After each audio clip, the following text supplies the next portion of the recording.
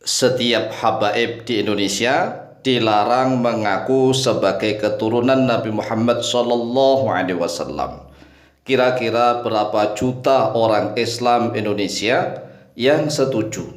Assalamualaikum warahmatullahi wabarakatuh. Bismillah walhamdulillah wassalatu wassalamu ala rasulillah Sayyidina wa maulana Muhammadin ibni Abdillah wa ala alihi wa sahbihi wa mawalah wala hawla wala quwwata illa billah, amma ba'd. Saudaraku kaum muslimin wal muslimat rahimakumullah, wabil khusus saudara-saudara kami para pecinta dan subscriber channel YouTube Al-Mu'alim Center dimanapun berada, yang tidak lupa dan tidak bosan-bosannya senantiasa kami doakan semoga Allah Azza wa Jalla memberikan kesehatan, sehat walafiat lahir dan batin.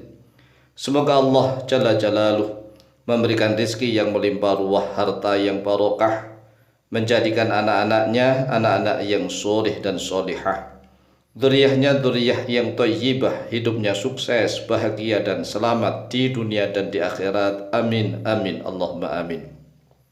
Saudaraku kaum muslimin wal muslimat rahimakumullah, dalam rangka menanggapi kasus polemik masalah nasab habaib di Indonesia hingga berbulan-bulan, tetapi hingga kini belum menemukan titik terangnya, belum menemukan titik temunya.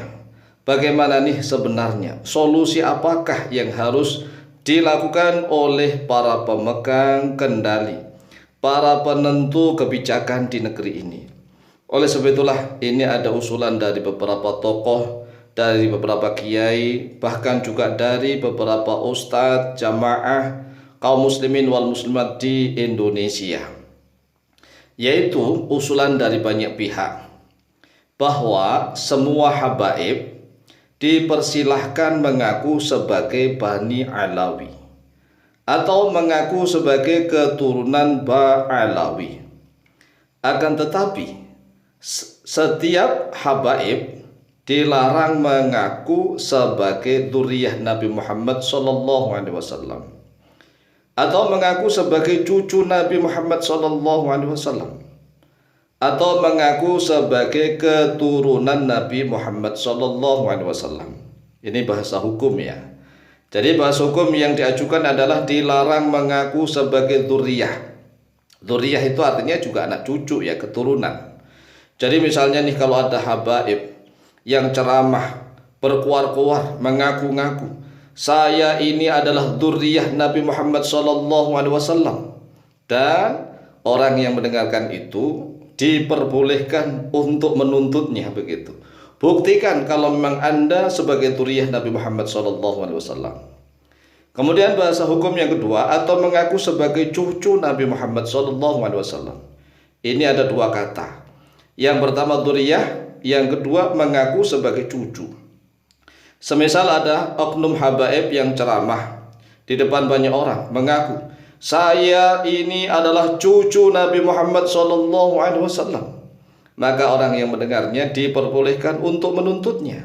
Mana buktikan kalau memang Anda sebagai cucu Nabi Muhammad SAW. Atau oknum habaib mengaku sebagai keturunan Nabi Muhammad SAW. Jadi ini ada tiga kata. Yang pertama sebagai dzurriyyah, yang kedua sebagai cucu, yang ketiga sebagai keturunan. Jadi kalau misalnya ada oknum habaib seperti itu, maka orang yang mendengarnya diperbolehkan untuk menuntutnya. Atau lagi nih, atau mengaku sebagai ahlul bait. Waduh, ini juga melebar nih. Jadi para habaib ini nggak boleh mengaku-ngaku aku adalah ahlul bait. Masya Allah. Kalau habaib itu jelas bukan ahlul bait kalau itu. Karena ahlul bait itu orangnya terbatas, yaitu azwajun Nabi Muhammad SAW, istri-istri Nabi Muhammad SAW, ditambah 4 orang, yaitu Sayyidah Fatimah, Sayyidina Ali bin Abi Thalib, kemudian Sayyidina Al-Hasan dan Sayyidina Al-Husain. Itu saja kalau ahlul bait. Kalau ada oknum habaib mengaku ahlul bait, jelas bukan. Maka kalau ada oknum habaib mengaku saya adalah ahlul bait, wala ini maka perlu dilaporkan kalau ini ya. Atau mengaku sebagai dzurriyyah ahlul bait. Dzurriyyah artinya adalah anak cucu. Jadi tetap nggak boleh nih, walaupun dia mengaku sebagai dzurriyyahnya saja tetap nggak boleh. Ada oknum habaib mengatakan saya adalah dzurriyyahnya Ahlul Bait, atau mengaku sebagai cucunya Ahlul Bait, atau mengaku sebagai keturunannya Ahlul Bait. Ini sudah lengkap nih sebenarnya usulan yang diajukan. Mengapa ada usulan seperti ini? Ya karena sampai saat ini kan masalah pembahasan nasab. Apakah Ubaidillah atau Abdullah itu benar-benar bersambung sebagai anaknya Sayyid Ahmad Al-Muhajir atau tidak?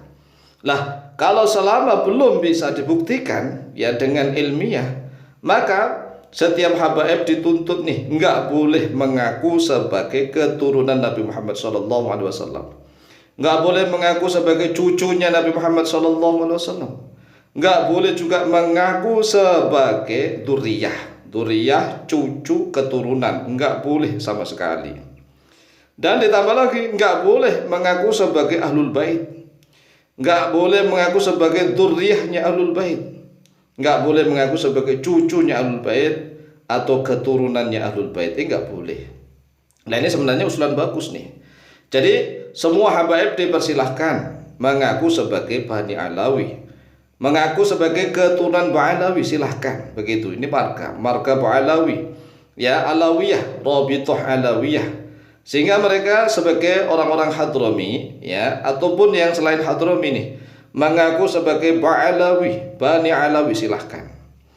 Tapi yang mereka tidak boleh itu mengaku sebagai keturunan Nabi Muhammad, nggak boleh mengaku sebagai cucu, nggak boleh mengaku sebagai anak cucu, dzurriyyah, keturunan begitu. Termasuk juga tidak boleh mengaku sebagai Ahlul Bait. Lah kira-kira ini berapa banyak umat Islam Indonesia yang setuju dengan usulan seperti ini? Ini menurut kami adalah langkah tengah, langkah yang cukup bagus, ya cukup bagus.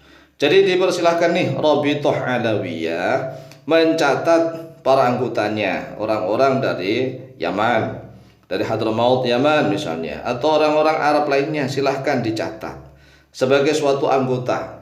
Jadi Rabithah Alawiyah ini anggotanya adalah orang-orang yang Arab, baik itu dari Yaman maupun dari luar Yaman misalnya. Tetapi di dalam keanggotaan itu tidak boleh mengaku-ngaku. Walaupun toh misalnya nih catatan nasabnya masih ada, silahkan. Jadi ini perlu ditanda petik nih. Catatan nasabnya silahkan mau disambungkan kepada siapapun ya. Catatan nasab, buku nasabnya. Yang nggak boleh itu kalau sudah keluar ngomong di depan banyak orang, mengaku sebagai dzurriyyah Nabi, cucu Nabi, keturunan Nabi, atau Ahlul Bait atau keturunan Ahlul Bait. Ini yang nggak boleh. Karena apa? Akan menyakiti umat Islam yang lainnya. Demikian usulan ini, semoga direspon oleh banyak orang dan semoga manfaat. Barakah fid din wa dunyal akhirah. Amin Allahumma amin.